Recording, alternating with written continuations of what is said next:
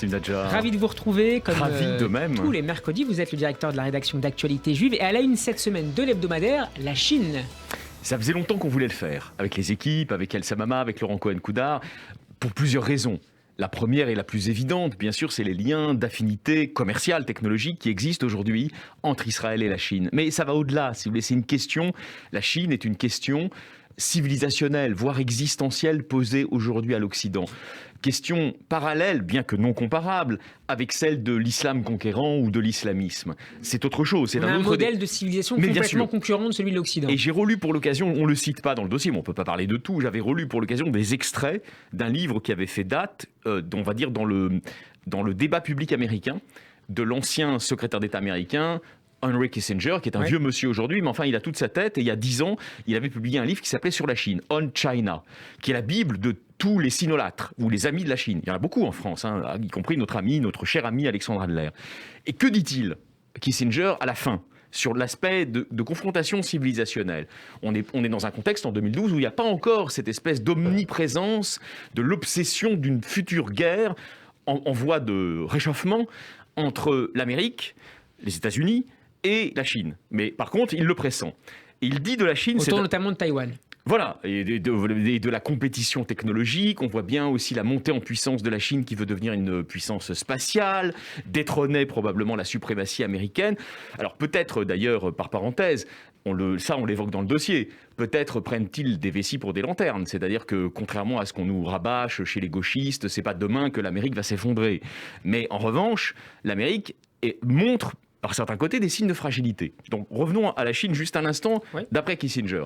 Qu'est-ce qu'il nous dit? Et c'est très intéressant pour vous qui êtes un spécialiste de relations internationales. Il nous dit, attention les Occidentaux, les Américains, mais plus largement les Occidentaux. Pendant 2000 ans, les Chinois se sont considérés comme un sommet de la civilisation.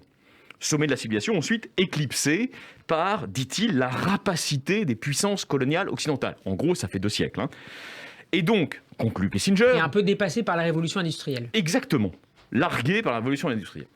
Et donc, conclut Kissinger, aujourd'hui, Ikeninck, dans le jeu politique planétaire qui nous intéresse, faire la leçon, écrit Kissinger, à un pays doté d'une histoire millénaire, voire bimillénaire, peut être inutilement grinçant, même face au spectacle de son désir de grandir. Alors, pour notre part, nous mettons en débat. Nous n'avons pas de position absolument arrêtée. Je fais d'ailleurs un édito qui est un peu aux antipodes de la vigilance civilisationnelle de Kissinger. Mais il faut toujours prendre en compte ce que j'appelle aisément avec vous dans nos chroniques politiques la big picture, c'est-à-dire voir tous les aspects d'une situation. Il est absolument évident que dans cette compétition, ce n'est pas les Américains qui sont allés chercher les Chinois. En revanche, il faut peut-être comprendre du point de vue occidental, et notamment du point de vue américain, qu'il y a ce désir de revanche, j'allais dire historique ou même transhistorique de la Chine, et qui s'exprime aujourd'hui au travers de cette compétition, notamment en mer du Pacifique, autour de Taïwan, cette fixation sur Taïwan. Pour refermer cette grande parenthèse de 2 siècles. Exactement, pour refermer cette grande parenthèse de 2 siècles. Alors au milieu, c'est pour ça qu'on l'a fait aussi, parce que nous, on est le journal, le pont, si vous voulez, les Kesharim entre la France et Israël. Au milieu, vous avez l'État d'Israël. C'est pas à vous que j'apprends, mais nos auditeurs le savent bien, que l'État d'Israël a beaucoup misé sur cette alliance illibérale, entre guillemets.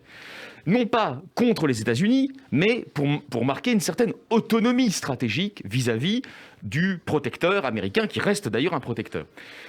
C'est pas à vous que j'apprends non plus. On l'évoque d'ailleurs dans un des papiers, puisque nous avons recueilli la parole d'un général de brigade qui est Asaf Orion, qui est très équilibré d'ailleurs sur la Chine. Mais ils ont un débat, les Israéliens. Et c'est pas à vous que j'apprends que l'autre jour, quand ils se sont rencontrés avec Biden, il y a quand même une explication de gravure aussi sur les transferts technologiques avec la Chine. Bon. Et c'est pas à vous que j'apprends non plus qu'il y a des voix historiques au sommet du renseignement israélien, notamment l'ancien chef du Mossad que vous connaissez, Ephraim Halevi, qui est un vieux monsieur, mais pareil, c'est pas des gens qui ont perdu la boule, qui disent « Faites attention, vous êtes en train de vous faire infiltrer par les Chinois », notamment en matière technologique. Voilà. Bon. Donc, si vous voulez, il y a un débat en Israël qui est très intéressant, que nous n'avons pas forcément vocation à trancher, mais dont nous avons vocation, vous l'avez compris, à produire tous les éléments pour que nos lectrices et nos lecteurs, en France, en Israël, au Canada, se fassent leur opinion. À titre personnel, alors, puisque je suis éditorialiste aussi, je vous dis mon sentiment. Pour terminer, je vous dis mon sentiment qui n'engage que moi, qui n'engage pas le journal. Aujourd'hui, il ne faut pas se tromper de priorité. Je veux dire, on peut être critique de l'administration Biden, on peut être critique de la politique américaine, etc., etc. Il n'empêche que quand on est français, quand on est israélien, quand on est les deux, on appartient au camp occidental. Et donc, tous ceux qui aujourd'hui, dans le débat public français, il n'y a que ça. Tous ceux qui aujourd'hui veulent affaiblir les liens transatlantiques concourent en réalité à faciliter la montée en puissance de puissances illibérales dont le vrai parrain n'est pas à Moscou, mais à Pékin. Merci beaucoup Alexis Lacroix. On peut se procurer le nouveau numéro d'Actualité Juive, avant celui très attendu sur Rosh Hashanah, la semaine prochaine en kiosque. Et qui nous donne beaucoup de travail. Je n'en doute pas. Sur votre site actualitéjuive au singulier.com. Merci Alexis. Merci beaucoup Steve.